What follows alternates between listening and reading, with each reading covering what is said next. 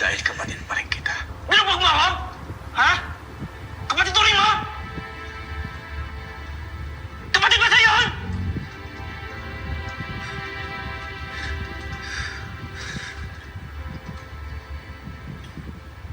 Humihingi ako ng kapatawaran sa isang nagawa ko.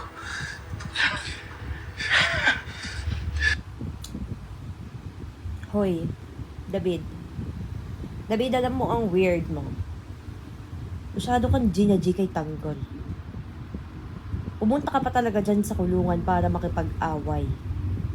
Tapos, ang nakakapagtaka doon, hindi ka ikukulong. Nanggugulo ka. Ang weird mo, David. Sobrang OA mo. Nakakulong na yung kaaway mo, pinupuntahan mo pa. Napaka-obsess mo, para kang yung obsess hater ko, David. Hindi ko sinasadya yun. Hindi kita gusto saktan. Narinig mo yung sinasabi mo? Hindi sinasadya! Huwag ka na magsalita, Tangkol! Lisa, huwag ka na magsalita! My God, David. Sobrang OA mo talaga. Ayaw mo siya marinig magsalita. Pero bakit ka nagpunta dyan kay Tanggol? Nakakulong siya o ikaw yung naglakad dyan, nagpunta ka. Bakit ka dyan nagpunta? Ayaw mo siya marinig na magsalita, David. Pakamatay ka na nga, David. David, patawarin mo. Patawarin mo ako. Patawarin mo ako sa mga nagawa ko sa'yo. Ito nagawa ko sa buong pamilya natin.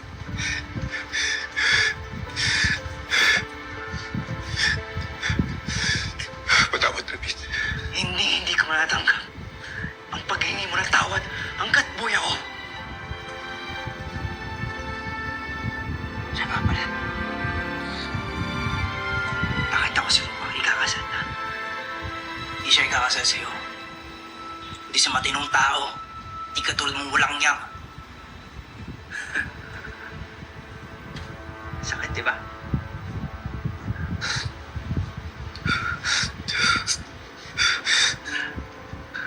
David. Ang pangit-pangit mo, David. Pangit mo, David. Whatever, David.